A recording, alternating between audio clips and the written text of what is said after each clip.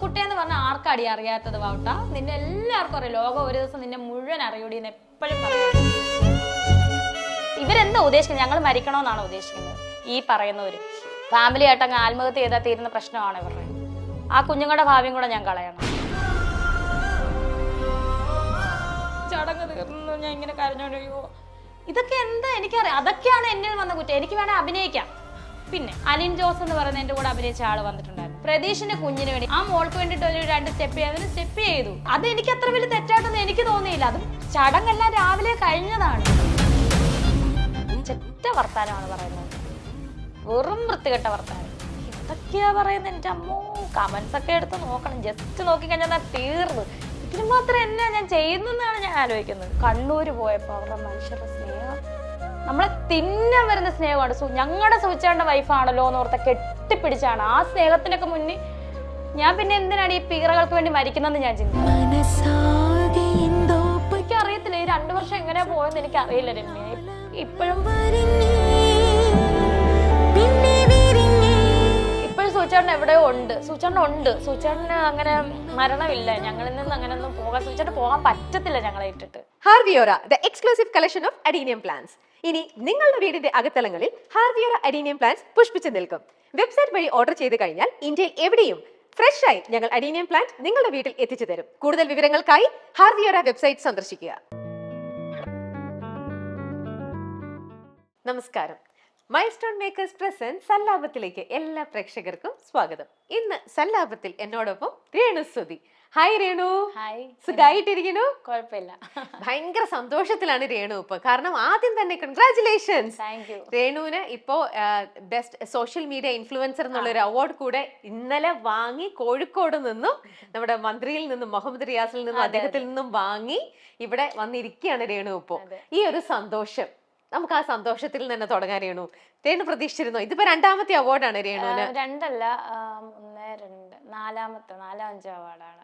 കാരണം ഷോർട്ട് ഫിലിമിന്റെ ഒക്കെ അവാർഡ് കിട്ടി. അതുപോലെ മികച്ച താരജോഡികൾ എനിക്ക് പ്രതീക്ഷിനും ഗുരുപ്രിയ ടിവിയുടെ ഒരു അവാർഡ് കിട്ടി. പിന്നെ മലബാർ പെട്ടിക്കട എന്ന് പറയുന്ന ഒരു ചാനലുകാര് അവര് നമുക്ക് ഇന്നത്തെ താരം എന്ന് സോഷ്യൽ മീഡിയ താരം എന്ന് പറഞ്ഞ ഒരു അവാർഡ് ഞങ്ങൾക്ക് തന്നു. അങ്ങനെ ഇപ്പം 4-5ാമത്തെ അവാർഡാണ്.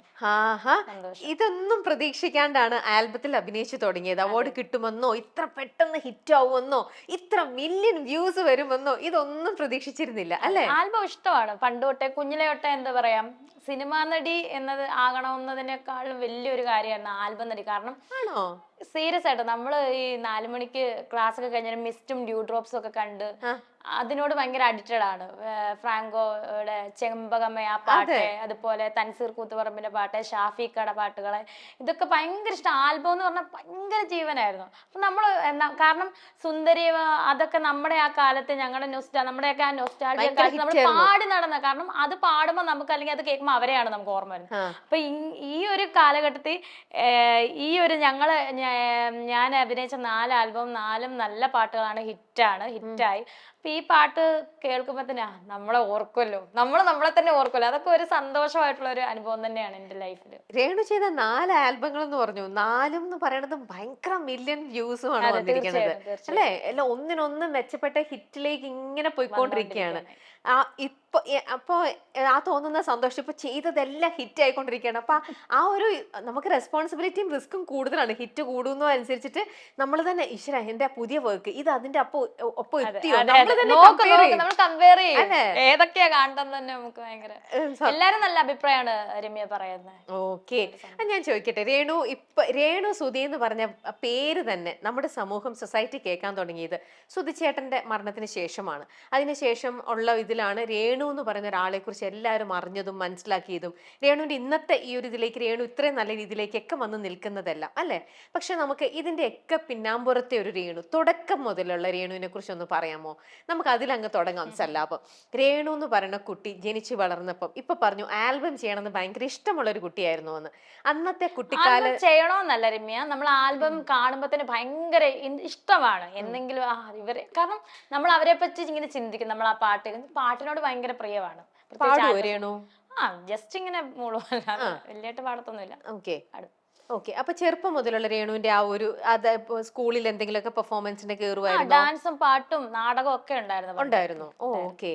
ഡാൻസ് ചെയ്യും, ഡാൻസ് പഠിപ്പിക്കും, സിനിമാറ്റിക് ഡാൻസ് ആ പഠിപ്പിക്കുമായിരുന്നു പിള്ളേരെ. ചെറുപ്പത്തിലേ തന്നെ? ചെറുപ്പത്തിൽ പഠിപ്പിക്കുമായിരുന്നു. ആഹാ. ഏത് പ്രായത്തില്?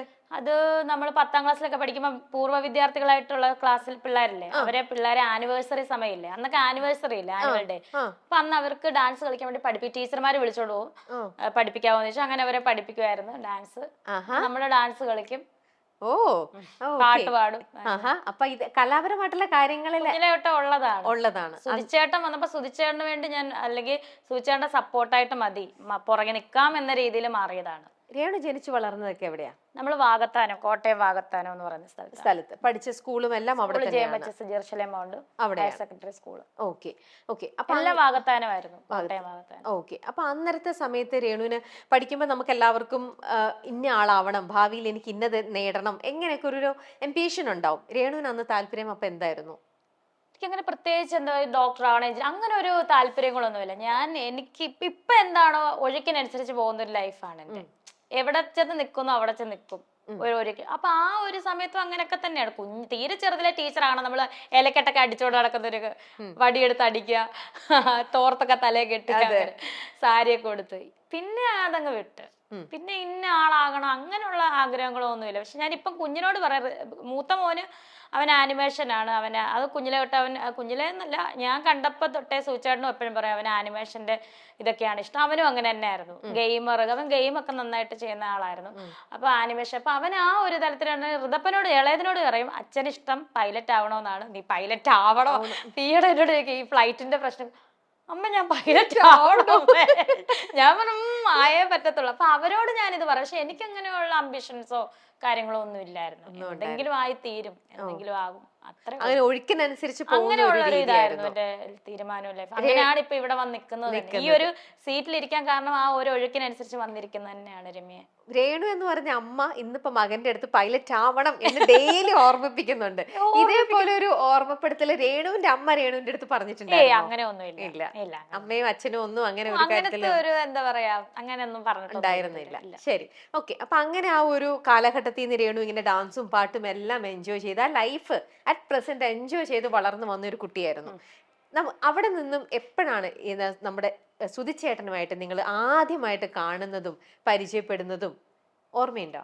പിന്നെ ഉണ്ട്, തീർച്ചയായിട്ടും. സുധിച്ചേട്ടനെ കാണുന്നത് എന്താ വെച്ചാൽ, ഞാൻ ഏവിയേഷൻ പഠിച്ചുകൊണ്ടിരിക്കുന്ന സമയത്ത് കുറെ പഠിച്ചതിന് മുന്നേ നേഴ്സിങ്ങിന് പോയി, അത് നിർത്തിപ്പോന്നു. അതെന്താ? നേഴ്സിംഗ് ബാംഗ്ലൂർ പോകണം. ആ സമയത്തൊക്കെ ബാംഗ്ലൂർ ഒരു 10-15 വർഷം ബാക്കാണ്. അപ്പൊ ബാംഗ്ലൂർ എന്നൊക്കെ പറഞ്ഞാൽ നമുക്ക് ഭയങ്കര ഡ്രീമാണ് ആ സമയത്ത്. അതെ. അപ്പൊ അടിച്ചു പൊളിക്കാനൊക്കെയാണ് നമ്മുടെ ചിന്ത. ചെന്നപ്പോഴത്തേന് അറിഞ്ഞു അവിടെ ഒരു എന്താ പറയാ ഭയങ്കര സ്ട്രിക്റ്റ് ആണ് ആ ഹോസ്റ്റല്. ഡിസംബറിൽ 1 മാസം മാത്രമേ ലീവ് ഉള്ളൂ. ഫോൺ യൂസ് ചെയ്യാം. അന്നൊക്കെ പണ്ടത്തെ കീപാഡ് ഫോണാണ്, അതുപോലെ യൂസ് ചെയ്യാൻ പറ്റത്തില്ല. അങ്ങനത്തെ ഒരു വീട്ടിലോട്ട് വിളിക്കണമെങ്കിൽ പെർമിഷൻ വേണം. അവരുടെ ഫോണിൽ ലാൻഡിനെ വിളിക്കാൻ പറ്റില്ല, 5 മിനിറ്റ് വിളിക്കാൻ പറ്റില്ല. അങ്ങനെയൊക്കെ ആയപ്പം ഒരു സ്വാതന്ത്ര്യം ഇല്ല ഇവിടെ ആ സമയത്ത്. ഇപ്പൊ ഒത്തിരി സ്വാതന്ത്ര്യമായി കേട്ടോ അത്. അപ്പം ആ സമയത്ത് ഞാൻ നല്ലതായിട്ട് അയ്യോ എങ്ങനെയാലും വീട്ടിൽ പോയത്. എന്നിട്ട് ഞാൻ പഠിച്ചു. പക്ഷെ ഡ്യൂട്ടി തുടങ്ങിയപ്പോഴത്തേന് ബ്ലഡ് ഒക്കെ കാണാൻ തുടങ്ങിയപ്പോഴത്തേന് എങ്ങനെയും ചാടിപ്പോയാ മതി, അങ്ങനെ അതങ്ങ് നിർത്തിയിട്ട് നാട്ടിൽ വന്ന് ഡിപ്ലോമയ്ക്ക് ചേർന്നു. അതും അവസാനമായപ്പോഴത്തേന് എന്റെ സർട്ടിഫിക്കറ്റിന് പ്രോബ്ലം വന്നു. 10th പ്ലസ് 2 ബാംഗ്ലൂർ ഇരിക്കുവായിരുന്നു. അപ്പൊ കുറച്ച് പൈസയും കൂടെ അടയ്ക്കാതെ കിട്ടത്തില്ലായിരുന്നു. അങ്ങനെ നിന്ന് ആ ഡിപ്ലോമ അത് ഈ ഒരു പരുവത്തിലാക്കി വെച്ചപ്പോഴാണ് ഏവിയേഷന് ചേരുന്നത്. ഡിപ്ലോമ എന്തിലെടുത്ത്? Computer engineering. എന്തിനാ എടുത്തത്? സത്യം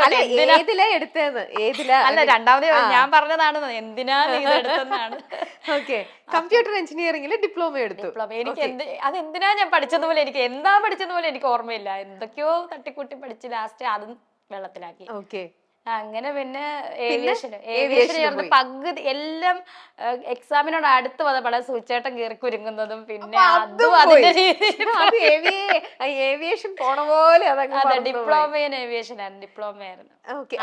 ഓരോ നഴ്സിംഗ് ആയിക്കോട്ടെ, കമ്പ്യൂട്ടർ എഞ്ചിനീയറിംഗ് ആയിക്കോട്ടെ, ഏവിയേഷൻ ആയിക്കോട്ടെ, ഇതൊക്കെ രേണു തന്നെ സെലക്ട് ചെയ്യുന്ന കോഴ്സസ് ആണോ അതോ വേറെ ആരെങ്കിലും ഒക്കെ പോകുന്നു നമുക്ക് ബാംഗ്ലൂർ എനിക്ക് പോകണം, അപ്പൊ എന്തിനു പോകണം ബാംഗ്ലൂർ, എന്ത് പഠിക്കാനായിട്ട് പോകും, എന്നാ നഴ്സിംഗിന് ചേർന്നാലോ, അങ്ങനെയൊക്കെ പോയി സെലക്ട് ചെയ്തതാണ്. കസിൻസ് ഉണ്ടായിരുന്നു 2 പേര്. അമ്മയുടെ അനിയത്തിയുടെ മോളും പപ്പാടെ അനിയന്റെ മോളും ഉണ്ടായിരുന്നു. അവർ 2 ഇപ്പൊ അടിപൊളി നേഴ്സായി, BSc നേഴ്സായി. ഞാൻ അങ്ങനെ കൂട്ടുകൂടി പോയതാണ് ലൈഫ് എൻജോയ് ചെയ്യാൻ. രസമായിട്ട് പോയത്, പക്ഷെ അവളെ ചെന്ന് പെട്ടുപോയതാണ്. പെട്ടുപോയി. ഓക്കെ ചാടിപ്പോകുന്നത്. ഓക്കെ. അപ്പൊ ഏവിയേഷനും അങ്ങനെ ഇതായി. അങ്ങനെ സുധിച്ചേട്ടന് അന്നേരം സുബീഷ് ഗിന്നസ് എന്ന് പറയുന്ന നമ്മുടെ സ്ക്രിപ്റ്റ് റൈറ്റർ ഉണ്ട്, ടമാർ പടാറിന്റെ ഒക്കെ ചേട്ടനാണ് എന്നെ സുധിച്ചേട്ടനെ പരിചയപ്പെടുത്താൻ തന്നെ നമ്പർ ചോദിച്ചിട്ട് എന്ത് ചെയ്താൽ തരില്ല ചേട്ടൻ. ഞാൻ പറഞ്ഞു എനിക്കൊരു ഹായ് പറയാനാ, എനിക്ക് ഭയങ്കര ഇഷ്ടമാണ് സുധിച്ചേട്ടനെ.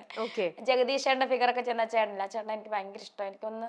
അപ്പൊ ഈ ഇടയ്ക്കിടയ്ക്ക് ഇങ്ങനെ കാണുമായിരുന്നു കല്യാണ ചെറുക്കനായിട്ടൊക്കെ വരുന്നത്. അപ്പൊ ഞാൻ ഇങ്ങനെ നോക്കിയിരിക്കും ആളെ, നല്ല ഭംഗിയുണ്ടല്ലോ. അപ്പൊ എനിക്ക് ലൈഫിനെ പറ്റി ആളുടെ ലൈഫ് ഒന്നും അറിയില്ല, ചുമ്മാ ഒരു ഹായ് പറയാം. അപ്പൊ ആദ്യം നമ്പർ തന്നില്ല, പിന്നെ കുറെ നാൾ പുള്ളിയോട് പിണങ്ങി ഈ സുബീഷ് ചേട്ടനോട്, ഞാൻ ഇനി മിണ്ടത്തില്ല മേലെ, എനിക്ക് എന്റെ കൂട്ടായിരുന്നു.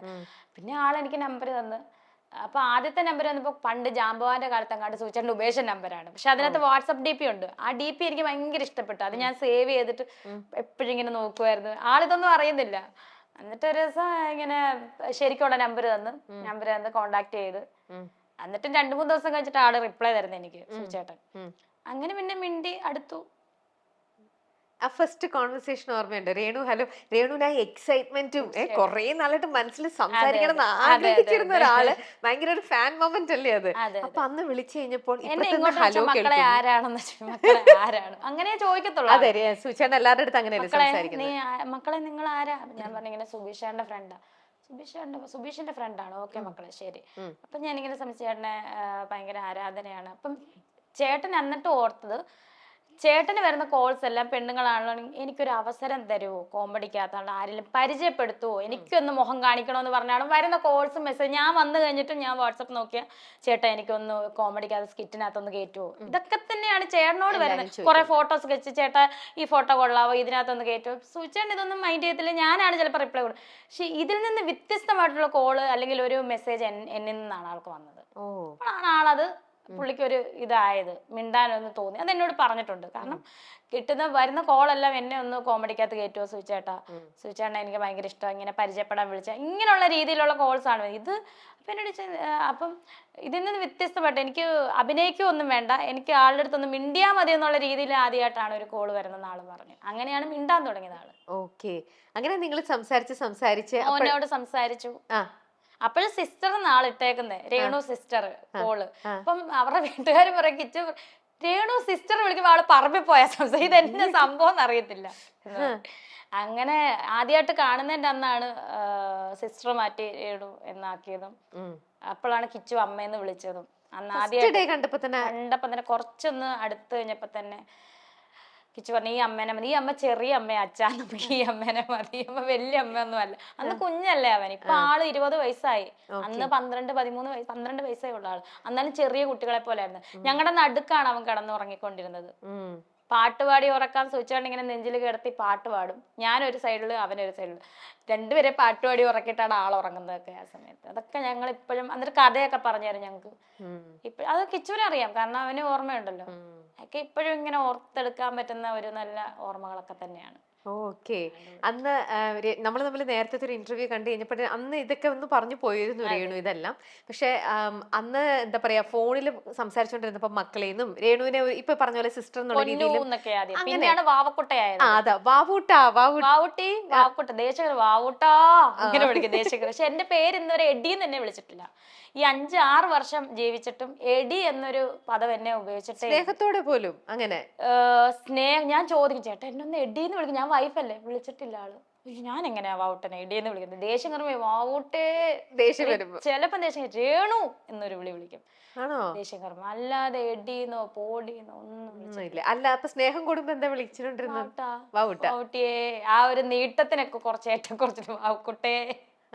നമുക്കറിയാം, വേരിയേഷൻ അറിയാം. ദൂരെ 2-3 വിളിയൊക്കെ വിളിച്ചിട്ട് ഞാൻ കേട്ടിരിക്കും, വാവക്കുട്ടാ എന്നൊരു വിളിയുണ്ട് വിറപ്പിച്ചോണ്ട്. അപ്പൊ നമുക്കറിയാം ദേഷ്യമാന്ന്. അപ്പൊ ഇന്നിപ്പോ ആ വാവൂട്ട എന്നുള്ള വിളി മിസ് ചെയ്യുന്നുണ്ടോന്ന് എന്ത് ചോദ്യ.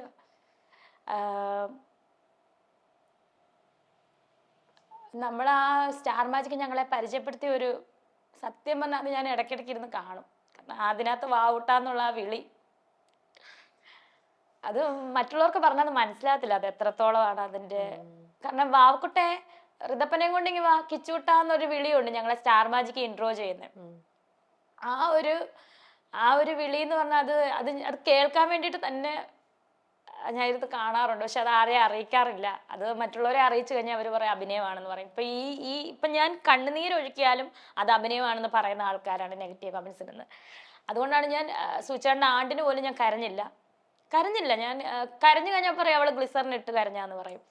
അങ്ങനെ ഒരു സമൂഹമാണ് എനിക്ക് ചുറ്റും ഇപ്പോൾ ഉള്ളത്. അത് നമ്മൾ നോക്കണം. നമുക്ക് സങ്കടം വന്നാൽ നമ്മളൊരു സാധനം വരുമ്പോൾ പ്രതികരിക്കുന്നത് പോലെ തന്നെ, സന്തോഷം വരുമ്പോൾ ചിരിക്കണത് പോലെ തന്നെ, നമുക്ക് സങ്കടം വരുമ്പോൾ നമ്മൾ കരഞ്ഞു തന്നെയല്ലേ നമ്മൾക്ക് തീർക്കേണ്ടത്. അത് അതിന് പോലും അവകാശമില്ല എനിക്ക്. അതാണ് അതിന് പോലും നെഗറ്റീവ്സ് പറയുന്നത് എന്താണ് കാര്യമെന്ന് എനിക്ക് അറിയത്തില്ല. അത് എന്തുകൊണ്ടാണ്. ഞാനൊരു എന്താ പറയാ, ആരെയും ചെന്ന് ദ്രോഹിക്കുന്നില്ല, ഒരു ക്രിമിനൽ പശ്ചാത്തലം എനിക്കില്ല, ആരെയും കൊല ചെയ്യുന്നില്ല, പീഡിപ്പിക്കുന്നില്ല, ഒന്നും ചെയ്യുന്നില്ല, മോഷ്ടിക്കുന്നില്ല, ഒരു കുഞ്ഞുങ്ങളും കഴിക്കേണ്ട ആഹാരത്തിൽ നിന്ന് കൈയിട്ട് വരുന്നില്ല, ഒന്നും ചെയ്യുന്നില്ല ഞാൻ. പക്ഷെ എന്തുകൊണ്ടാണ് എന്നെ ഇങ്ങനെ വിടാതെ പിന്തുടരുന്നത്? അവർക്ക് ആർക്കും ഒരു ദ്രോഹം എന്നെ കൊണ്ട് ചെയ്യുന്നില്ല.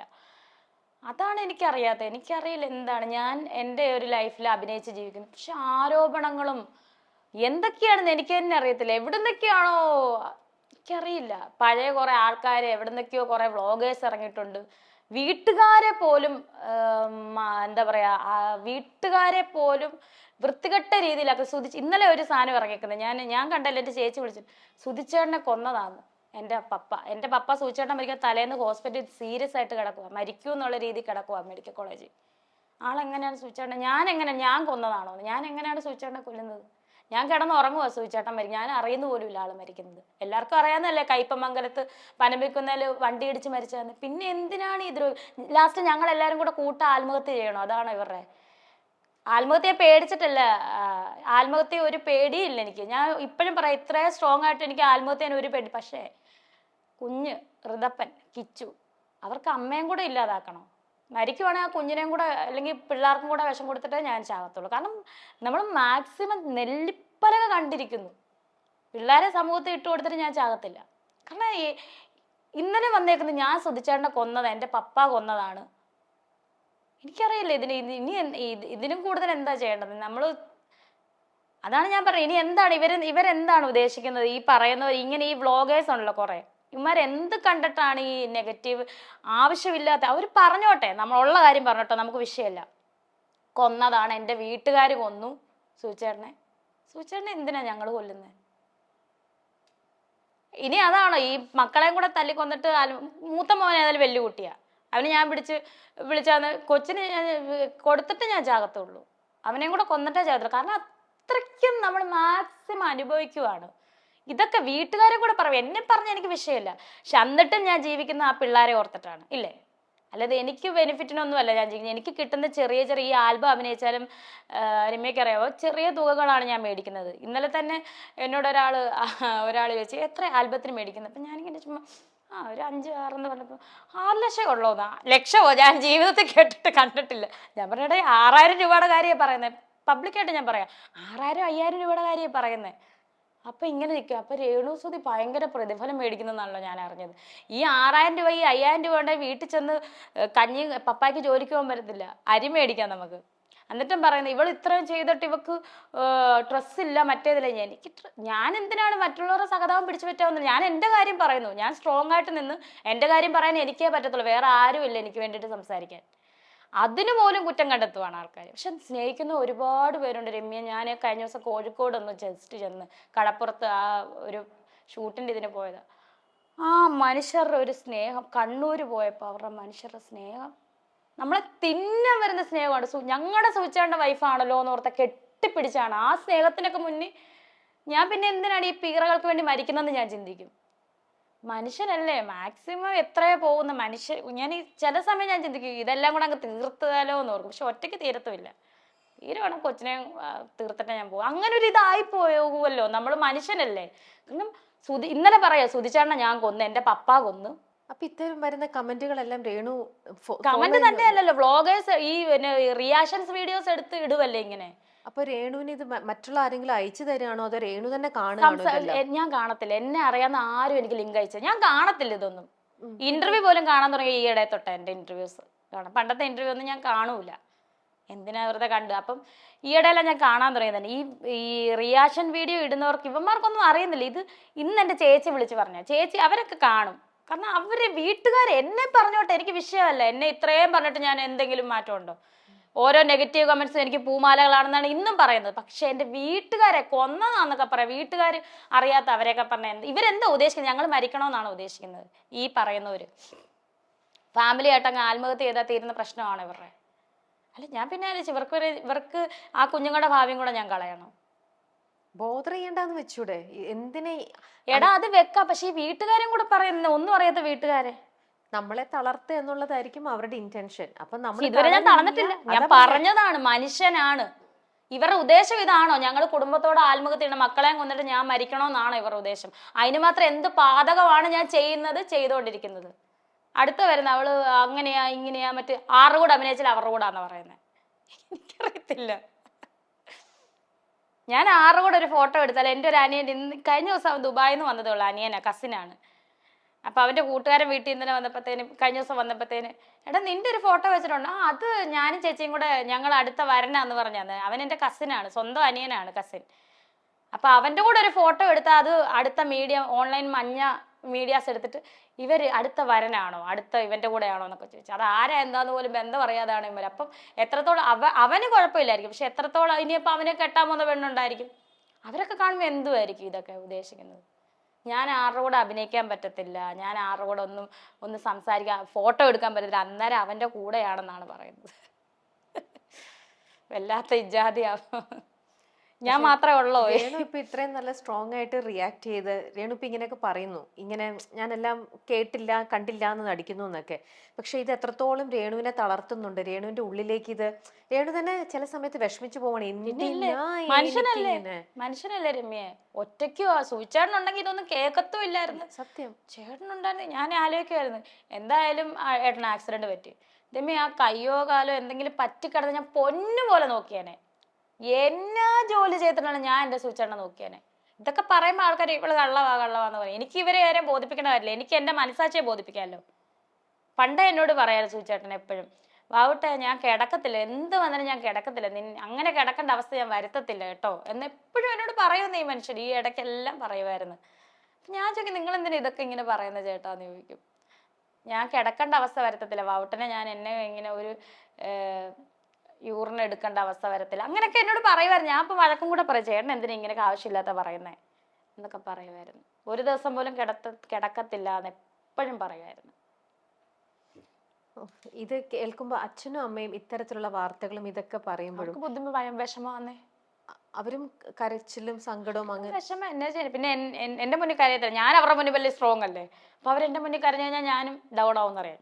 ഞാൻ എന്ത് അത് കേട്ട് അത് പോകാൻ പറയാമേ, അത് വിട്ടേക്ക് എന്നേ പറയത്തുള്ളൂ. ചേച്ചി രാവിലെ വിളിച്ച് പറഞ്ഞ ഇത് എടി നമ്മുടെ പപ്പായ സൂചേട്ടനെ കൊന്ന, നീയാ കൊന്നത് എന്നൊക്കെ പറഞ്ഞ അടുത്ത ഒരു വാർത്ത ഇറങ്ങിയത്. ഇത് ഇനി ഇവിടം കൊണ്ട് നിയമപരമായിട്ട് തന്നെ പോകണമെന്ന്. കാരണം ഇവിടം കൊണ്ട് ഒരുത്തനെ എങ്കിലും പിടിച്ച് ഞാൻ മുന്നോട്ട് പോകുന്നു. ഞാൻ മിണ്ടുന്നില്ല, മിണ്ടിക്കഴിഞ്ഞാൽ അവന്മാർ അതിനുള്ള നേരത്തെ മുൻകൂർ ജാമ്യമൊക്കെ എടുക്കുന്ന രീതിയിൽ നല്ല രീതിയിൽ ഏതവനാണോ എനിക്ക് ടിപ്പ് ഉണ്ടാക്കുന്ന അവനിട്ട് കൊടുത്തിരിക്കും. കാരണം എൻ്റെ ഫാമിലിയും കൂടി ഇൻക്ലൂഡ് ചെയ്താണ് ഈ പ്രശ്നങ്ങൾ മുഴുവൻ വരുന്നത്. ഒരു കാര്യവുമില്ലാതെ സുചേട്ടൻ മരിച്ചത് ആക്സിഡന്റ് ആണെന്ന് പറയാം, എൻ്റെ കണ്ണുമുന്നിൽ ഞാൻ ആലോചിക്കുമായിരുന്നു ചേട്ടൻ ആക്സിഡന്റ് ആയത്, രേണു വേഗം ചെല്ലും, ഞാൻ എങ്ങനെ ഐസിയുവിൽ ചെന്ന് ഞാൻ സംസാരിച്ചുകൊണ്ടിരിക്കുന്നതിൻ്റെ ഇടയ്ക്കാണ് ഏട്ടൻ്റെ ജീവൻ പോകുന്നിരുന്നെങ്കിൽ പിന്നെ എനിക്ക് ജീവിക്കണോ? ആൾക്കാർ കൊന്നു കുഴിച്ചു കൊടുത്തില്ല, ഞാൻ കൊന്നാന്ന് പറഞ്ഞേനെ. ഇപ്പൊ തന്നെ പറഞ്ഞ ഞാൻ കൊന്നാന്ന. ഞാൻ ഫോൺ വിളിച്ച് വഴക്ക് പിടിച്ച് ഞാൻ കിടന്ന് ഉറങ്ങും ഏട്ടനോട് സംസാരിക്കാതെ ആളുടെ അടുത്ത് സംസാരിച്ച് ഞാൻ ഫോൺ വിളിച്ച് വഴക്ക് പിടിച്ച് ചേട്ടന് കാർ ഓടിക്കാൻ പോലും അറിയത്തില്ല, ആള് കിടന്ന് ഉറങ്ങുമായിരുന്നു. ഡ്രൈവറാണ് കാർ ഓടിച്ചത്. അങ്ങനെ പോയി ഇടിച്ച് കൊന്നച്ചാ മരിച്ചതാ എന്നൊക്കെയാണ് വാർത്തകൾ വരുന്നത്. പക്ഷെ ഇങ്ങനെയുള്ളവർക്ക് ഒരു ആൻസർ കൊടുക്കാനായിട്ട് രേണുവിനൊന്നും ചെയ്യാൻ പറ്റില്ല. പറയുന്നവര് കുറച്ചു നാൾ പറഞ്ഞു കഴിയുമ്പോ അവരുടെ ഭയം അടുത്ത് ചെയ്യുമ്പോ അവരെ നിർത്തിക്കോളും. 2 വർഷം കഴിഞ്ഞല്ലേ ഇത് നിർത്താൻ മേലെ ഇനിയെങ്കിലും. അതൊരു പക്ഷെ രേണു ഇപ്പം ഒരുപാട് ആൽബംസ് ചെയ്യുന്നു, ഈ പറയുന്ന പോലെ ഒരുപാട് അവാർഡുകൾ കിട്ടുന്നു, രേണുവിന് നല്ല രീതിയിൽ റെപ്രീസിയേഷൻ കിട്ടുന്നു. അതൊക്കെ കാണുമ്പോഴുള്ള അവർക്ക് അത് കാണുമ്പം എന്തോ ഒരു ബുദ്ധിമുട്ടുണ്ടാവുന്നുണ്ടാവും. അതിനായിരിക്കും അവർ വീണ്ടും രേണുവിനെ തളർത്താൻ നോക്കുകയായിരിക്കും. കാരണം നമ്മളും മനുഷ്യനല്ലേ, നമുക്ക് ഇമോഷൻസ് ഉണ്ട് അല്ലേ. ഞാൻ തടിയും കൊണ്ടുള്ള ആളൊന്നും അല്ലല്ലോ, എനിക്ക് ഫീലിങ്സ് ഉണ്ട്, ഇമോഷൻസ് ഉണ്ട്, എല്ലാം ഉണ്ട്. അപ്പം അത് ഒരു മനുഷ്യൻ എന്ന പരിഗണന പോലും ഇല്ലാതാണ് ഈ ചെറ്റ വർത്താനം, അങ്ങനെ തന്നെ പറയും, ചെറ്റ വർത്താനമാണ് പറയുന്നത്, വെറും വൃത്തികെട്ട വർത്താനം. എന്തൊക്കെയാ പറയുന്നത് എൻ്റെ അമ്മോ. കമന്റ്സ് ഒക്കെ എടുത്ത് നോക്കണം. ജസ്റ്റ് നോക്കിക്കഴിഞ്ഞാൽ ഞാൻ തീർന്നു. ഇതിന് മാത്രം എന്നാ ഞാൻ ചെയ്യുന്നെന്നാണ് ഞാൻ ആലോചിക്കുന്നത്. ഇതിനൊരു അവസാനമില്ലേ, അതാണ് ഞാൻ ആലോചിക്കുന്നത്. ആരും വിടുന്നില്ല, വിടാതെ എന്നെ സംബന്ധിച്ച് എനിക്ക് ആൽബമൊന്നും അല്ലെങ്കിൽ ഈ ഒരു അവാർഡൊക്കെ എനിക്ക് ഏറ്റവും വലുതാണ്. ഇതൊക്കെ എനിക്ക് കിട്ടുന്ന ഓരോന്നും അംഗീകാരങ്ങളും എനിക്ക് സ്വപ്നം പോലും കാണാൻ പറ്റാത്ത രീതിയിലുള്ള കാര്യങ്ങളാണ്. ഇതിനൊക്കെ ഞാൻ അഭിമാനിക്കുന്നു. ഇതിനൊക്കെ ഈ കണ്ണുകടിയുള്ളവരായിരിക്കും ഓരോ ആരോപണങ്ങൾ കുത്തിപ്പൊക്കുന്നു. രേണുവിന് ഇന്നിപ്പോ കരയാൻ പോലും പറ്റാത്ത വണ്ണം, രേണു ഇപ്പൊ മുമ്പേ പറഞ്ഞു കരഞ്ഞാൽ ഉടനെ അത് ഫേക്ക് ആയിട്ട് അത് രേണു പറഞ്ഞ 5-ാം അഭിനയിക്കുകയാണ്. തീയതിയില് ഇതില്ലായിരുന്നു ഏട്ടന്റെ ആണ്ട്. അത് അതായത് രമ്യ, ഞാനൊരു കാര്യം പറയാം. 5-ാം തീയതിയിൽ ആണ്ടെന്ന് പറഞ്ഞാൽ 6 മണി 6:30 ആകുമ്പോൾ നമ്മൾ തിരി കത്തിച്ച് കല്ലറയിൽ പോയി. നമ്മുടെ കുടുംബ കല്ലറയൊന്നുമല്ല, ഒരു പള്ളിയുടെ ഇതിൽ അടക്കിയതാണ്. കുറേ സെല്ലുള്ള ഒരു, കണ്ടിട്ടുണ്ടോ എന്ന് അറിയില്ല വാർത്തക്കകത്ത്. അപ്പൊ അതിൽ നമ്മൾ ചെന്ന് തിരി കത്തിച്ച് പ്രാർത്ഥിച്ച് വീട്ടിൽ വന്ന് ഫോട്ടോയുടെ മുന്നിൽ കുറച്ച് പ്രാർത്ഥനയുള്ളൂ. അത് ആ ചടങ്ങ് തീർന്ന് എനിക്ക് എൻ്റെ സഹപ്രവർത്തകരുമായിട്ട് ചിരിക്കാൻ പറ്റത്തില്ലേ? ചടങ്ങ് തീർന്നു ഞാൻ ഇങ്ങനെ കരഞ്ഞോണ്ടോ. ഇതൊക്കെ എന്താ എനിക്കറിയാം. അതൊക്കെയാണ് എന്നെ വന്ന കുറ്റം. എനിക്ക് വേണേൽ അഭിനയിക്കാം. ചടങ്ങ് തീർന്നാലും ചുമ്മാ കരഞ്ഞോണ്ടിരിക്കുക, എല്ലാവരെയും കാണിക്കാം. അതാണെങ്കിൽ ഇവർ പറയുമോ അടിപൊളി സാരം, അവള് കറക്റ്റ്, അവള് കരയുന്നത്. ഞാൻ എന്തിനാണ് ഇവരുടെ മുന്നിലൊക്കെ അഭിനയിക്കുന്നത്? മീഡിയാസ് ഉണ്ടായിരുന്നു, ഇല്ലെന്നല്ല, അവരെ ഞാൻ കുറ്റപ്പെടുത്തുന്നില്ല. കാരണം അവർക്ക്, പ്രേക്ഷകർക്ക് സൂചിച്ചേണ്ട വീട്ടിലെ കാര്യങ്ങൾ അറിയാൻ മീഡിയ വേണം. ഞാൻ മീഡിയാസിനെ ഒന്നും ഞാൻ കുറ്റപ്പെടുത്തും. എന്നോട് ചോദിക്കുന്ന ചോദ്യത്തിനെല്ലാം ഞാൻ ഉത്തരവും പറയുന്നുണ്ട്. ഇപ്പോൾ ഒരു ഇന്റർവ്യൂവിലാണെങ്കിലും എന്നോട് ചോദിക്കുന്നത് ഞാൻ ഉത്തരം പറയുന്നുണ്ട്. എനിക്ക് പറ്റത്തില്ല എന്ന് പറഞ്ഞാൽ ഇരിക്കുന്നില്ല. എല്ലാത്തിനും എനിക്കൊരു ഉത്തരവുണ്ട്. അപ്പോൾ ഈ മീഡിയ എല്ലാം വന്ന് ഇന്നത്തെ കമന്റ്, ഇവള് കരയുന്നുണ്ടോ, ശവം, അവള് കൊന്നിട്ടിരിക്കുക, എന്തുവാ സൂചേട്ടനെ കൊന്ന, അവൾ ഈ സൈഡിൽ കൂടെ ആംഗിൾ വെക്കാൻ പറഞ്ഞിട്ടാണ് അവൾ അതിൻ്റെ അടിയിൽ നിന്ന് ക്യാമറ വെപ്പിച്ചത് എന്നൊക്കെ പറഞ്ഞുള്ള കമന്റ്. ഇവൾക്ക് കരച്ചിലില്ല, ഇവള് കള്ളിയാണ്, അവൾ ദേ ചിരിക്കുന്നത്. എനിക്ക് ചിരിക്കാൻ പറ്റും. ഞാൻ ചിരിക്കാതിരിക്കാൻ എന്തെങ്കിലും വില കൊണ്ടോ എനിക്ക്? ഞാനൊരു മനുഷ്യനല്ലേ, എനിക്ക് ചിരി വരും. ചിരിക്കാൻ പറ്റത്തില്ല എനിക്ക്. എൻ്റെ സഹപ്രവർത്തകർ വന്ന് അവരുമായിട്ട് സംസാരിച്ച് എൻ്റെ 2-3 അന്നാണ് ഒരു ആൽബം ഇറങ്ങുവാണ്. അപ്പം അതിനെപ്പറ്റി എനിക്കൊന്നും പറയാൻ പറ്റത്തില്ല. അത് ഇത്ര വലിയ തെറ്റാണോ? പിന്നെ അലിൻ ജോസ് എന്ന് പറയുന്ന എൻ്റെ കൂടെ അഭിനയിച്ച ആൾ വന്നിട്ടുണ്ടായിരുന്നു. ആള് ഇതെല്ലാം കഴിഞ്ഞ് ഇറങ്ങിയപ്പോൾ തന്നെ എൻ്റെ കൂടെ അഭിനയിച്ച പ്രതീഷിൻ്റെ കുഞ്ഞിന് വേണ്ടിയിട്ട്, അവിടെ ആരോ പറഞ്ഞത്, മീഡിയാസിൽ നിന്ന് ഒരാളാണ് പറഞ്ഞത്, പ്രതീഷിൻ്റെ കുഞ്ഞിന് വേണ്ടി, ഋതപ്പന് വേണ്ടിയിട്ടുമല്ല, പ്രതീഷ് അതൊരു കുഞ്ഞു കൊച്ചല്ലേ, ആ മോൾക്ക് വേണ്ടിയിട്ട് ഒരു 2 സ്റ്റെപ്പ് ചെയ്യാൻ സ്റ്റെപ്പ് ചെയ്തു. അത് എനിക്ക് അത്ര വലിയ തെറ്റായിട്ടൊന്നും എനിക്ക് തോന്നിയില്ല. അതും ചടങ്ങെല്ലാം രാവിലെ കഴിഞ്ഞതാണ്. മരിച്ചിട്ട് 2-ാം വർഷത്തെ ചടങ്ങ് കഴിഞ്ഞാണ്. എൻ്റെ ഉള്ളിൽ ഇമോഷൻ ഞാൻ അറിഞ്ഞാൽ പോരെ. ഞാൻ എന്തിനാണ് അയ്യോ എന്ന് പറഞ്ഞ് കരഞ്ഞു കാണിക്കുന്നത്? അതും തെറ്റാ. അതും കള്ളത്തരമാണെന്ന് പറഞ്ഞു കാണിക്കാനാണോ? അതും വലിയ പാതകമായിപ്പോയി. അത് ഭയങ്കര റിയാക്ഷൻസും കാര്യങ്ങളും ഒക്കെ ആയിട്ട് ഭയങ്കര രീതിയിൽ സംഭവമല്ല. അവൾ എന്തിനാണ് അങ്ങനെ? അത് ആ അലിൻ പറഞ്ഞ് ശരിയാണ്, ഞാൻ അങ്ങനെ കാണിച്ച തെറ്റാന്ന്, അത് അങ്ങനെ അങ്ങ് വിട്ട്. അല്ലെങ്കിൽ ഋതപ്പന് വേണ്ടിയിട്ട് ഡാൻസ് കളിച്ച്, അതൊരു പ്രതീഷിൻ്റെ കുഞ്ഞു കൊച്ച, ഋതപ്പനേക്കാളും ഇളയൊരു കുഞ്ഞ്. ആ കുഞ്ഞിന് ആരോ പറഞ്ഞ് പ്രതീഷിൻ്റെ കുഞ്ഞിന് വേണ്ടിയിട്ട് ഒരു ഡാൻസ് കളിക്കാൻ പറഞ്ഞു. അങ്ങനെയാണ് അലിൻ്റെ 2 സ്റ്റെപ്പ്. ആളെവിടെ പോയാലും ഡാൻസ് കളിക്കുന്ന ഒരു പ്രകൃതമാണ് ആലിൻ്റെയൊക്കെ. അപ്പം അങ്ങനെ ചെയ്തു. അതെനിക്ക് തെറ്റായിട്ടൊന്നും, അതെല്ലാം കഴിഞ്ഞവരെ ഇറങ്ങുമ്പോഴാണ് മീഡിയാസാണ് പറഞ്ഞത്. മീഡിയക്കാരുടെ ഇടയിൽ ഒരാൾ പറഞ്ഞതാണ്. ആരാ എന്താണെന്നും എനിക്കറിയില്ല. ഇങ്ങനെ ഞാൻ കാണിച്ചു. എനിക്കറിയത്തില്ല ഇത്ര വലിയ തെറ്റാണെന്നൊന്നും. ഇതൊക്കെയാണ് വലിയ വമ്പൻ തെറ്റായിട്ട് ഭയങ്കര സംഭവമാക്കി. എനിക്ക് രേണുവിന് മാത്രം അവൾക്ക് സങ്കടമില്ല, ബാക്കിയുള്ളവർക്കൊക്കെ സങ്കടമുണ്ട്. എൻ്റെ മകന് സങ്കടം അവൻ്റെ അച്ഛൻ മരിച്ചതാണ്. എനിക്ക് സങ്കടം എൻ്റെ അച്ഛൻ മരിച്ചതല്ല, എൻ്റെ കെട്ടിയോൻ മരിച്ചതാണ്. രണ്ടും 2 സങ്കടമാണ് ഇല്ലേ? രണ്ടും 2 രീതിയിലുള്ള സങ്കടമാണ്. കിച്ചുവിനോ ഋതപ്പനോ നഷ്ടപ്പെട്ടത് അവൻ്റെ അച്ഛനാണെങ്കിൽ എനിക്ക് നഷ്ടപ്പെട്ട എൻ്റെ കെട്ടിയോനാണ്. രണ്ടും 2 സങ്കടങ്ങളാണ് അതിനകത്ത്. എനിക്കിപ്പം വരുന്ന മീഡിയാസിന് ഗ്ലിസറിനിട്ട് കരഞ്ഞൊന്നും കാണിക്കാൻ എനിക്ക് പറ്റത്തില്ല. ഞാൻ ആരാണോ എന്താണോ അവിടെയാണ് ഞാൻ അത് കാണിച്ചത്. രാവിലെ ചടങ്ങുണ്ടായിരുന്നു, എനിക്ക് കരയാനും പറ്റത്തില്ല. കരഞ്ഞു കഴിഞ്ഞാൽ അത് ഗ്ലിസറിനിട്ടാന്ന് പറയും. ഇതെല്ലാം കൂടെ ഒന്നും ചെയ്യാൻ പറ്റാത്തൊരവസ്ഥയായിപ്പോയി ഇപ്പം എൻ്റെ ലൈഫ്. അപ്പൊ രേണുവിന് ഇപ്പൊ സ്വന്തമായിട്ട് ഒന്ന് ദേഷ്യപ്പെടണം തോന്നിയാലോ, ഒന്ന് സന്തോഷിക്കണം തോന്നിയാലോ, ഒന്ന് കരയണമെന്ന് തോന്നിയാലോ, എല്ലാത്തിലും രേണു പെട്ടെന്ന് ഒന്ന് ചിന്തിക്കുകയാണോ?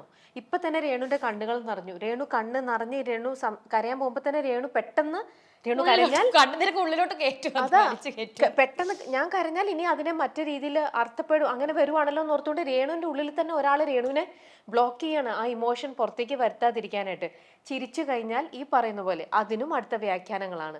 അപ്പൊ ഇങ്ങനെ രേണു തന്നെ ഉള്ളിൽ നിന്ന് വേറൊരു രേണു വന്നു രേണുവിന്റെ എല്ലാ ഇമോഷനെ കൺട്രോൾ ചെയ്യിക്കുക, ബ്ലോക്ക് ചെയ്യിപ്പിക്കുക. ഇത് രേണുവിന് തന്നെ വളരെ മോശമല്ലേ? നമുക്ക് സങ്കടം വന്നാൽ നമ്മൾ കരഞ്ഞു തന്നെ തീർക്കണം. അതാണായാലും പെണ്ണായാലും ദേഷ്യം വന്നാൽ ദേഷ്യം വന്ന് തന്നെ തീർക്കണം. നമ്മുടെ ഈ ഇമോഷൻ എല്ലാവരും പറയും നമ്മൾ ഉള്ളിൽ ഒതുക്കി കഴിഞ്ഞാൽ കുറച്ച് നാളുകൾ നമുക്കതിങ്ങനെ ഉള്ളിൽ ഒതുക്കാൻ പറ്റും. ഒരു പീരീഡ് എത്തുമ്പോൾ ഇതങ്ങ് പൊട്ടിത്തെറിക്കും. അതാണ് ഇപ്പോഴത്തെ എന്റെ അവസ്ഥ. എന്താ പിന്നെ നമുക്ക് ഒരു രീതിയിലും നമുക്ക് കൺട്രോൾ കിട്ടില്ല. ആ രീതിയിലായിരിക്കും അത് പൊട്ടിത്തെറിക്കുന്നുണ്ടാവുക. എന്തിനാ ഇങ്ങനെ മറ്റുള്ളവരെ ഇത്രയും രേണു ഇപ്പൊ ഇത്രയും സ്ട്രോങ് ആയിട്ട് നിൽക്കുന്നുണ്ട്, രേണു വളരെ സ്ട്രോങ് ആയിട്ട് സംസാരിക്കുന്നുണ്ട്. പിന്നെ വലിയ അവരെന്ത് പറഞ്ഞാലും പറഞ്ഞോട്ടെ, രേണുവായിട്ട് തന്നെ ജീവിക്കാനായിട്ട് മാക്സിമം ശ്രമിക്കാൻ നോക്കുക.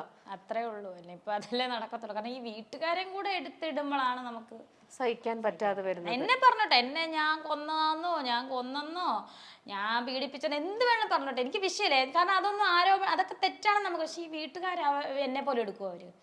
അവരെന്റെ കുഞ്ഞിനെ നോക്കി ജീവിക്കുന്നതാ. ഞാൻ ഈ ആൽബവും അതും ഇതുമെല്ലാം അഭിനയിക്കാൻ പോകുന്നത് എൻ്റെ വീടിന് വേണ്ടിയിട്ടാണ്. അപ്പം കൊച്ചിനെ നോക്കേണ്ട ഉത്തരവാദിത്തം അവരാണ്. അവർ പൊന്നുപോലെ നോക്കുന്നുണ്ട് എൻ്റെ വീട്ടുകാർ. കുഞ്ഞു കൊച്ചല്ലേ. അതുപോലെ വീട്, ആ വീട്ടിൽ ആ കൊച്ചിനെ തന്നെ മൂത്ത മോൻ പഠിക്കുക കൊല്ലത്ത്. അവനിനിയും എപ്പോഴാണോ ഇവിടെ വരുന്നത്, അവൻ്റെ വീടാണ്, അവൻ്റെ ഈ കുഞ്ഞിൻ്റെ വീടാണത്. അവനിനിയും കല്യാണമൊക്കെ കഴിഞ്ഞ് ആ സമയമൊക്കെ നമ്മളായിരിക്കും ചിലപ്പോൾ ഇവിടെ നിൽക്കാൻ വരുന്നത്. അതുവരെ ഈ കുഞ്ഞു കൊച്ചിനെ എനിക്ക് ഒറ്റയ്ക്കിടാൻ പറ്റുമോ ഞങ്ങൾക്ക് ആർക്കെങ്കിലും? ഞങ്ങൾക്ക് അവിടെ വീടൊന്നും ഞങ്ങൾക്ക് വേണ്ടെന്ന്. ഞങ്ങൾ അവിടെ നിൽക്കുന്നതിന് ഈ കുഞ്ഞിന് വേണ്ടിയിട്ടാണ്. അവനെ ഒറ്റയ്ക്ക് നിർത്താൻ പറ്റുമോ? അതിനും പ്രശ്നം. അവൾക്ക് വീട് കിട്ടി, അവളെ മൂത്ത മോനെ അടിച്ചിറക്കി. ഇതൊക്കെയാണ് കേൾക്കുന്നത്. ഡെയിലി കേൾക്കുന്നത് ഇതൊക്കെയാണ്. ഇതിനൊരു മാറ്റവും ഇല്ല. ഇത്തരത്തിലുള്ള വാർത്തകളൊക്കെ കിച്ചു ഇപ്പം ഇത്രയും വലിയ കുട്ടിയായി, അവൻ ഇതുപോലത്തെ വാർത്തകൾ കാണുകയോ കേൾക്കുകയോ ഫ്രണ്ട്സ് അവന്റെ അടുത്ത് പറയുകയൊക്കെ ചെയ്യുമ്പോൾ അവനും ഇത്തരത്തിലുള്ള എന്തെങ്കിലും യാതൊരു അവനറിയാം. അമ്മ എന്തിനാ മൈൻഡ് ചെയ്യുന്ന, പോകാൻ പറയാമേ. അവൻ ഇപ്പോഴും എന്നെ വിളിക്കും, ഹലോ അമ്മ എന്നാണ്ട് എവിടെയാ, ഞാൻ ഷൂട്ടിലാ, ശരി അമ്മ. അമ്മ എന്തെങ്കിലും ഉണ്ടെങ്കിൽ പോക്കറ്റ് മണി വല്ലതും ഉണ്ടോ അമ്മ? അമ്മ ഉണ്ടെങ്കിൽ അന്നേരം അയച്ചു കൊടുക്കും. ഇല്ല ഇല്ല 2 ദിവസം കഴിഞ്ഞ്, ശരി അമ്മ, ഓക്കെ. അവൻ അമ്മ വീട്ടിലുണ്ട്. അല്ലെങ്കിൽ ചിലപ്പോൾ അവനെ വിളിച്ച് അമ്മ വീട്ടിലാണെങ്കിൽ അവനെ ഒന്ന് കാണിക്കും. അതല്ലാതെ ഇതിനകത്ത് അവൻ ക്രിട്ടിസൈസ് ചെയ്യാനൊന്നും അവൻ ഇന്ന് വരെ വന്നിട്ടില്ല. ഇന്ന് ഈ നിമിഷം വരെ വന്നിട്ടില്ല. അമ്മ എന്തിനാണ് ഈ ഡ്രസ്സ് ഇട്ടത്, അമ്മ എന്തിനാണ് അലിൻ ജോസിനോട് അഭിനയിച്ചത്, അമ്മ എന്തിനാണ് ദാസേട്ടൻ്റെ കൂടെ കെട്ടിപ്പിടിച്ച് അഭിനയിച്ചത്, അമ്മ എന്തിനാണ് പ്രതീക്ഷേട്ടൻ്റെ കൂടെ കയ്യിൽ പിടിച്ച് അഭിനയിച്ചത്, ഇന്ന് വരെ ചോദിച്ചിട്ടില്ല അവനൊരു വാക്കും കൂടെ പറയാം. അഭിനയാന്ന് അവനറിയാം. കാരണം എന്നെക്കാളും മുന്നേ അവൻ കുഞ്ഞിലെ തൊട്ട് അച്ഛൻ്റെ കൂടെ അഭിനയിക്കാൻ കാണുന്നതും പോകുന്നതും ഒക്കെ അവനായിരുന്നു. എനിക്ക് പിന്നെ അല്ല ഇവരെ അറിയാവുന്നത്. അതിന് മുന്നേ വരെ ഈ കിച്ചു ആണ് സൂചിച്ചാൻ്റെ കൂടെ നടക്കുന്നത് പോകുന്നതല്ല. അവന് അഭിനയം എന്താണെന്നറിയാം. അവൻ ഇന്ന് വരെ എന്നെ ക്രിട്ടിസൈസ് ചെയ്തിട്ടില്ല. പിന്നെ ആ ഇളയ സാധനം ചിലപ്പോൾ വല്ലതും അവൻ ചോദിക്കുമായിരിക്കും. അതിപ്പോഴാ ചോദ്യം തുടങ്ങി, എന്താ അമ്മ അങ്ങനെ എങ്ങനെയാന്നൊക്കെ ചോദിക്കാൻ. അവൻ ചെറുതല്ലേ, അവനതൊന്നും അറിയില്ലല്ലോ. അതെ അങ്ങനെ വല്ലാത്തൊരവസ്ഥ തന്നെ. അതെ. ഇപ്പോ ഈ ആൽബം ഒരു എന്താ പറയാ, സുധിച്ചേട്ടൻ മരിക്കുന്നതിന് മുമ്പ് രേണു ഇത്തരത്തിലുള്ള സോഷ്യൽ മീഡിയയിൽ ഒരു രീതിയിലും ആക്റ്റീവ് അല്ലായിരുന്നല്ലോ. ടിക്ടോക്ക് ഒക്കെ ഉണ്ടായിരുന്നല്ലോ. അങ്ങനെയൊക്കെ ഫ്രണ്ട്സിന്റെ കൂടെ ഒക്കെ ചെയ്യുന്നുണ്ടായിരുന്നു. പിന്നെ സുധിച്ചേട്ടന്റെ കൂടെ ചെയ്തിട്ടുണ്ടല്ലോ, യൂട്യൂബിൽ കിടപ്പുണ്ട്. അതല്ലാതെ സുധിച്ചേട്ടൻ അല്ലാതെ ഫ്രണ്ട്സിന്റെ കൂടെയും അങ്ങനെ ചെയ്തിട്ടില്ല. ഇല്ല. ഓക്കെ. അപ്പൊ ആ ഒരു ടിക്ടോക്ക് ചെയ്യുക മാത്രമല്ല, അല്ലാതെ ഇത്തരത്തിലുള്ള ഒരു ആൽബം അഭിനയിക്കാട്ടെ, സോഷ്യൽ മീഡിയയിൽ വേറൊരു തരത്തിൽ അല്ലെങ്കിൽ വേറൊരു പബ്ലിക് പെർഫോമൻസ് ചെയ്യാട്ടെ. ചേട്ടന്റെ കൂടെ വെബ് സീരീസ് 4 ചെയ്തായിരുന്നു ചേട്ടന്റെ കൂടെ തന്നെ. അത് ചേട്ടന്റെ വൈഫായിട്ട് തന്നെ ചെയ്തു. അത് ചേട്ടന്റെ കൂടെ ആയിരുന്നു ചെയ്തത്. അതല്ല അത് വലിയ അന്നൊന്നും എന്നെ അറിയില്ലല്ലോ ആർക്കും. അതാണ്, എന്നെ അറിയില്ലല്ലോ. ഇന്നും ഞാൻ പറയുന്നില്ല ഞാൻ സൂചിച്ചാണ്ട ഭാര്യയാന്ന് അങ്ങോട്ട് ആരെയും അറിയിക്കുന്നില്ലല്ലോ. ഞാൻ പറഞ്ഞല്ലോ ഒഴുക്കിനനുസരിച്ച് അറിഞ്ഞു വന്നതല്ലേ ഞാൻ എന്നെ. ഓക്കെ. അപ്പൊ ഇത്തരത്തിൽ ഇപ്പം സുചേട്ടൻ മരിച്ചു കഴിഞ്ഞാൽ ഇത്ര നാൾ കഴിഞ്ഞ് കഴിഞ്ഞപ്പോഴത്തേക്ക് ഇങ്ങനെ ഒന്നും ചെയ്ത് രേണു എന്ന് പറയുന്ന ആൾ ഇതൊന്നും ചെയ്തിട്ടില്ല. പിന്നെ എങ്ങനെയാണ് അവരറിഞ്ഞത് രേണുവിനെ കൊണ്ട് നമുക്ക് ഇങ്ങനെ ഒരു ആൽബം ചെയ്യിക്കാം? എങ്ങനെയാണ് ഇത് പ്രാക്ടിക്കലായി വന്നത്? എങ്ങനെയാണ് ഇത് തുടക്കം അഭിനയിക്കാമോ എന്ന് ചോദിച്ചു വന്നത്? കിച്ചുവിനെ അഭിനയിപ്പിക്കാവോ എന്ന് ചോദിച്ച ഒരു കൂട്ടർ വന്നായിരുന്നു. അപ്പൊ അവൻ പറഞ്ഞില്ല, എനിക്ക് പുറകിൽ നിന്നുള്ള പരിപാടി ഇഷ്ടമുള്ളൂ, ക്യാമറയ്ക്ക് മുന്നിലുള്ളത് അണിയറ പ്രവർത്തനമാണ് ഇഷ്ടം. അവന് ഈ ആനിമേഷനും കാര്യങ്ങളാണ് ഇഷ്ടം. അവന്റെ വായുന്നത് അമ്മ വേണം അഭിനയിച്ചോളാം പറഞ്ഞിങ്ങനെ തട്ടിവിട്ട്. അപ്പോഴാണ് അവർ ശ്രദ്ധിക്കുന്നത്. അപ്പൊ രേണുസുതി ഒന്ന് അഭിനയിക്കാവോ? എന്നിട്ട് എന്നോട് പറഞ്ഞൊരു വാക്കുണ്ട്, സുധിച്ചേട്ടന്റെ അതേ ഇത് തന്നെ ഞങ്ങൾ അഭിനയ രംഗത്തോട്ട് ഇറക്കാം ചെയ്യും. അപ്പൊ ഞാൻ എനിക്ക് സെറ്റാവോ? ചുമ്മാ നോക്കാന്നേ. അങ്ങനെയാണ് ആദ്യത്തെ ഒരു ആൽബം ചെറിയൊരു വേഷം ചെയ്യുന്നത്. കുഞ്ഞിപ്പൂ എന്ന് പറയുന്ന ഒരു ആൽബത്തിൽ ചെറിയൊരു റോളാണ്. അങ്ങനെ ചെയ്ത് പിന്നെ ചെറിയ ഒരു സിനിമ മുഴുവനാക്കിയിട്ടില്ലെന്ന് തോന്നുന്നു. അത് ചെറുതായിട്ട് അഭിനയിച്ചു. അപ്പോൾ അതും അഭിനയിച്ചു. അങ്ങനെ അഭിനയിച്ച് വന്നിട്ടാണ് പിന്നെ ഈ ആൽബങ്ങളും കാര്യങ്ങളും. പിന്നെ ഒരു ഷോർട്ട് ഫിലിം മോഹം എന്ന് പറയുന്നത്, അതിലൊരു ക്യാരക്ടർ വേഷം ചെയ്ത്. അത് ചെയ്തപ്പോൾ അത് ഭയങ്കര മില്യൺ അടിച്ച് കയറി. അതോടുകൂടി പിന്നെ ഓരോ സോഷ്യൽ മീഡിയ, കാരണം അത് വ്യൂസ് കൂടി. എന്നെ വെച്ചിട്ട് ഞാൻ രേണു സുധി എന്ന ഒരു ആർട്ടിസ്റ്റ് വന്നാൽ കിട്ടുന്ന വ്യൂസാണ് പിന്നെ ആൾക്കാരുടെ. ഇവളെ കൊണ്ട് നമുക്ക് വ്യൂ കിട്ടും. വ്യൂസ് കയറാൻ തുടങ്ങിയപ്പോഴാണ് പിന്നെ ഈ സോഷ്യൽ മീഡിയ ആൽബംസും കാര്യങ്ങളും എല്ലാം വിളി തുടങ്ങിയത്. എനിക്കത് മനസ്സിലാക്കിയിട്ടുള്ള കാര്യമാണ്.